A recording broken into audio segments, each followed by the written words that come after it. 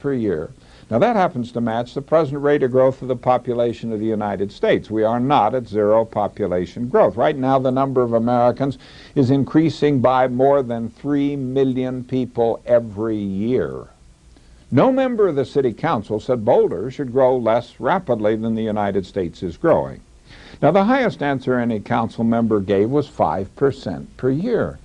Well, you know, I felt compelled. I had to write him a letter and say, did you know that 5% growth for just 70, I can remember when 70 years used to seem like an awful long time. It doesn't seem so long now. Well, that means Boulder's population would increase by a factor of 32. That is where today we have one overloaded sewer treatment plant. In 70 years, we need 32 overloaded sewer treatment plants. Now, did you realize that anything as completely all-American as 5% growth per year could give such an incredible consequence in such a modest period of time? Our City Council people had zero understanding of this very simple arithmetic. Well, a few years ago, I had a class of non-science students. We were interested in problems of science and society. We spent a good deal of time learning to use semi-logarithmic graph paper. It's printed in such a way that these equal intervals along the vertical scale each represent an increase by a factor of 10. So you go from 1,000 to 10,000 to 100,000, and the reason you use this special paper is that on this paper a straight line represents steady growth. We worked a lot of examples. I said to the students, let's talk about inflation. Let's talk about 7% per year. It wasn't this high when we did this. It's been higher since then, and fortunately it's lower now. And I said to the students, as I can say to you, you have roughly 60 years life expectancy ahead of you. Let's see what some common things will cost if we have 60 years of 7% annual inflation. Well, the students found that a 55-cent gallon of gasoline will cost $35.20. $2.50 for a movie will be $160. The $15 sack of groceries that my mother used to buy for $1.25, that'll be $960. A $100 suit of clothes, $6,400. A $4,000 automobile will cost $250,000, and a $45,000 home will cost nearly $3 million. Well, I gave the students these data. These came from a Blue Cross Blue Shield ad. The ad appeared in Newsweek magazine. And the ad gave these figures to show the cost escalation of gallbladder surgery. In the year since 1950, when that surgery cost $361. I said, make a semi-logarithmic plot. Let's see what's happening. The students found that the first 4 points lined up on a straight line whose slope indicated inflation of about 6% per year. But the 4th, 5th, and 6th were on a steeper line, almost 10% inflation per year. Well, then I said to the students, run that steeper line on out to the year 2000. Let's get an idea what gallbladder surgery might cost. The answer is $25,000. The lesson there is awfully clear. If you're thinking about gallbladder surgery, do it now. In the summer of 1986, the news reports indicated that the world population had reached the number 5 billion people, growing at the rate of 1.7% per year. Well, your reaction to 1.7 might be to say, that's so small. Nothing bad could ever happen at 1.7% per year. So you calculate the doubling time, you find it's only 41 years. More recently, in 1999, we read that the world population had increased from 5 billion to 6 billion people. The good news is that the growth rate had dropped from 1.7% per year to 1.3% per year. The bad news is that in spite of the drop in the growth rate, the world population today is increasing by something over 80 million people every year.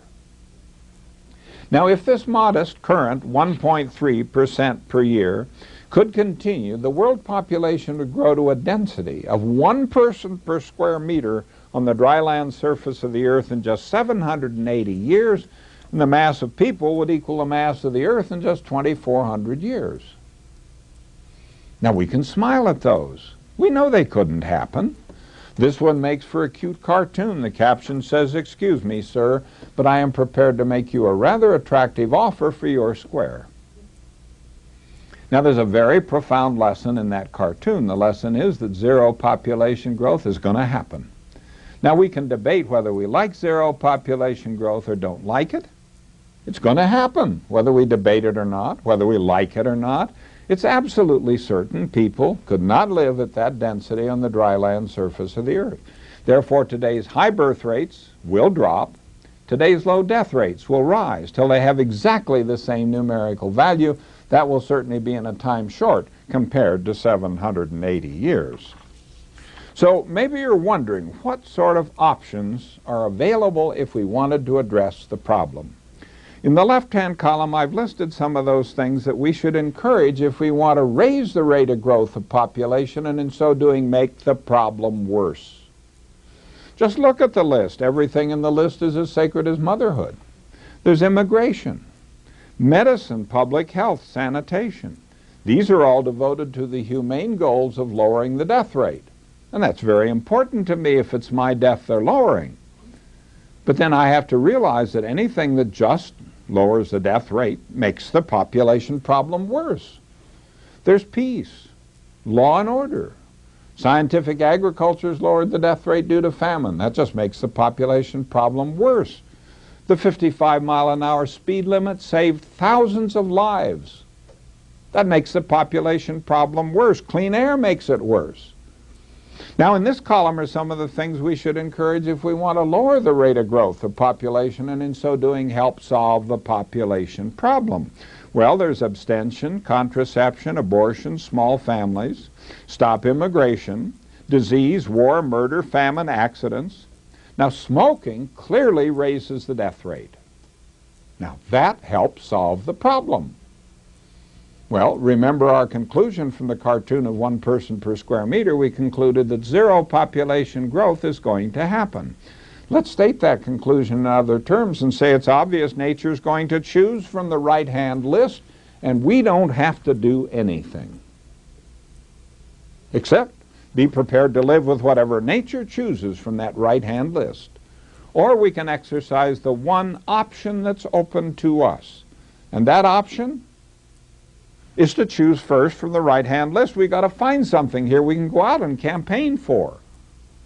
Anyone here for promoting disease? We now have the capability of incredible war. Would you like more murder, more famine, more accidents? Well, here we can see the human dilemma, because everything we regard as good makes the population problem worse. Everything we regard as bad helps solve the problem. Now, there is a dilemma, if ever there was one. And the one remaining question is education. Does it go in the left-hand column or the right-hand column? Well, I'd have to say thus far it's been firmly in the left-hand column. It hasn't done much about reducing ignorance of the problem. And nature is already choosing from that right-hand list. You've read about the AIDS epidemic that's devastating the continent of Africa. I had a friend back from Zimbabwe. People, he said, are dying on the streets. Nature's taking care of the problem. So where do we start? Well, let's start in Boulder, Colorado. Here's a graph of Boulder's population. There's the 1950 U.S. Census figure, 1960, 1970. In that 20-year period, the average growth rate of Boulder's population was about 6% per year. Now, we've been able to slow the growth somewhat. There's the 2000 census figure. Well, I like to ask the people, let's start with the 2000 census figure, go another 70 years, one more human lifetime, and ask, what rate of growth of Boulder's population would we need in that 70 years so that at the end of 70 years, Boulder's population would equal today's population of your choice of major American cities? Well, Boulder in 70 years could be as big as Boston is today if we just grew 2.58% per year. Now, if we thought Detroit